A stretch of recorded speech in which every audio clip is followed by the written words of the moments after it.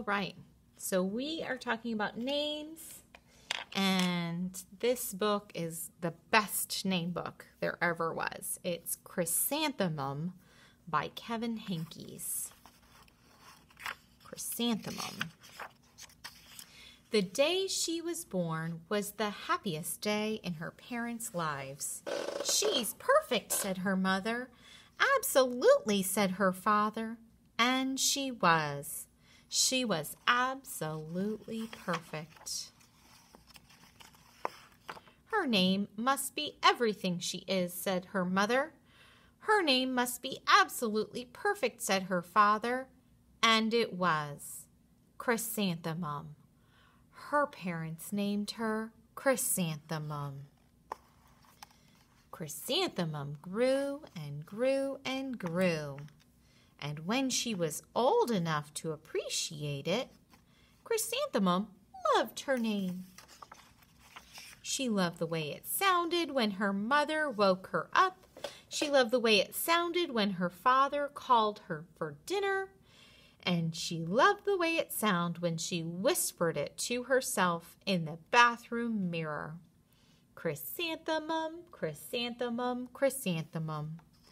Chrysanthemum loved the way her name looked when it was written in ink on an envelope. She loved the way it looked when it was written in icing on her birthday cake. And she loved the way it looked when she wrote it herself with her fat orange crayon.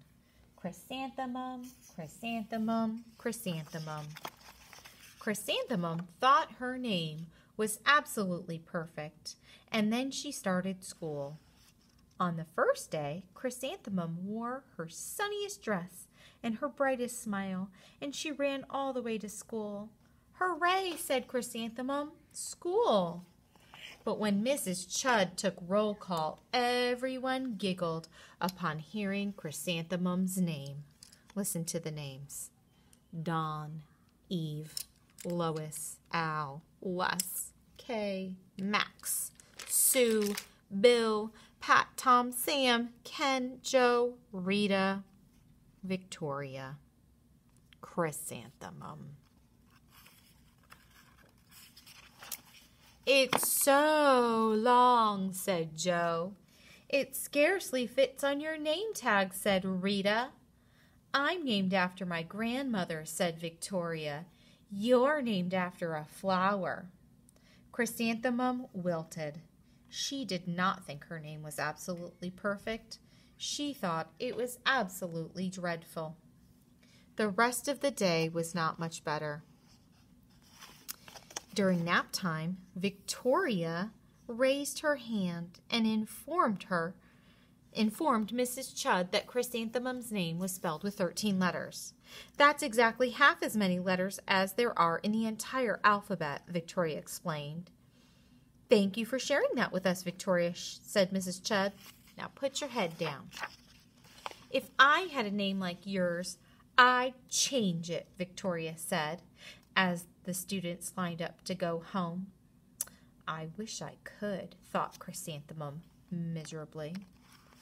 "Welcome home," said her mother. "Welcome home," said her father. "School is no place for me," said Chrysanthemum. "My name is too long. It scarcely fits on my name tag, and I'm named after a flower." "Oh, pish," said her mother. "Your name is beautiful, and precious and priceless and fascinating and winsome," said her father. "It's everything you are," said her mother. "Absolutely perfect," said her father.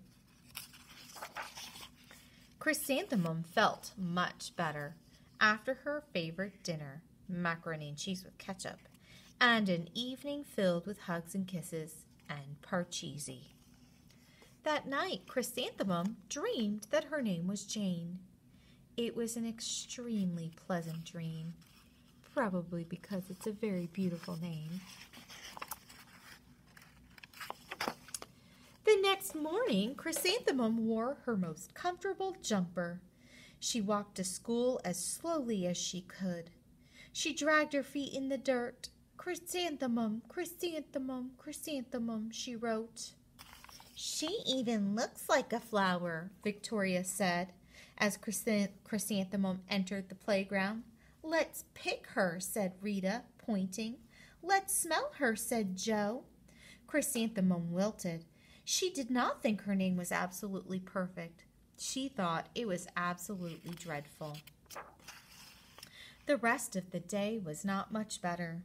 During nap time, Victoria raised her hand and said, "A chrysanthemum is a flower. It lives in the garden with worms and other dirty things." "Thank you for sharing that with us, Victoria," said Mrs. Chudd. "Now put your head down." "I just cannot believe your name," Victoria said, as the students lined up to go home. "Neither can I," thought Chrysanthemum miserably. "Welcome home," said her mother. "Welcome home," said her father. "School is no place for me," said Chrysanthemum. "They said I even look like a flower. They pretended to pick me and smell me." "Oh, pish," said her mother. "They're just jealous." "And envious and begrudging and discontented and jaundiced," said her father.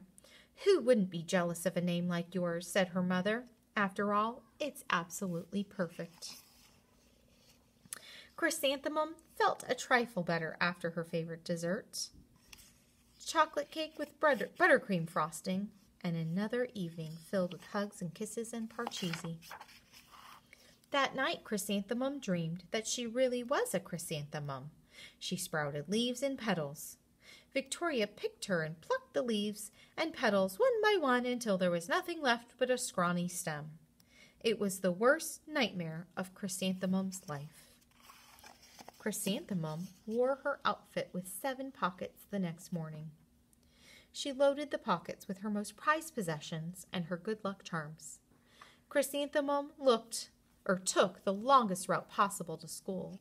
She stopped and stared at each and every flower.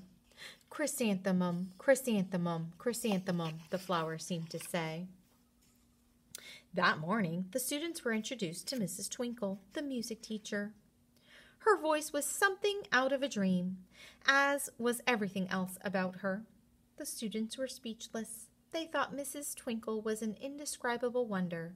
They went out of their way to make a nice impression. Mrs. Twinkle led the students in scales. Then she assigned roles for the class musicale. Victoria was chosen as the dainty fairy queen. Rita was chosen as the spiffy butterfly princess. And Joe was chosen as the all-important pixie messenger. And Chrysanthemum was chosen as a daisy. "Chrysanthemum's a daisy, chrysanthemum's a daisy," Joe, Rita, and Victoria chanted, thinking it was mildly funny. Chrysanthemum wilted. She did not think her name was absolutely perfect. She thought it was absolutely dreadful. "What's so humorous?" asked Mrs. Twinkle.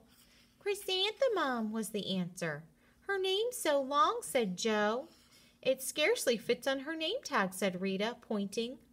"I'm named after my grandmother," said Victoria. "She's named after a flower." "My name is long," said Mrs. Twinkle. "It is," said Joe.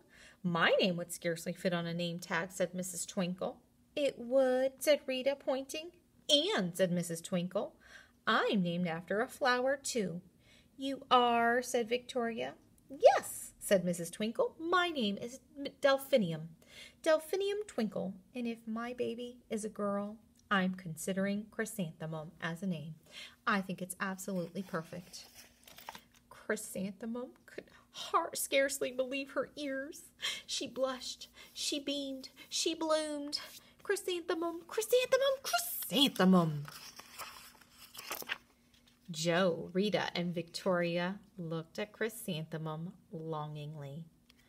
"Call me Marigold," said Joe. "I'm a carnation," said Rita, pointing. "My name is Lily of the Valley," said Victoria. Chrysanthemum did not think her name was absolutely perfect. She knew it. Epilogue. Overall, the class musicale was a huge success. Chrysanthemum was absolutely perfect as a daisy queen. Victoria made only one mistake. She completely forgot her lines as the dainty fairy queen.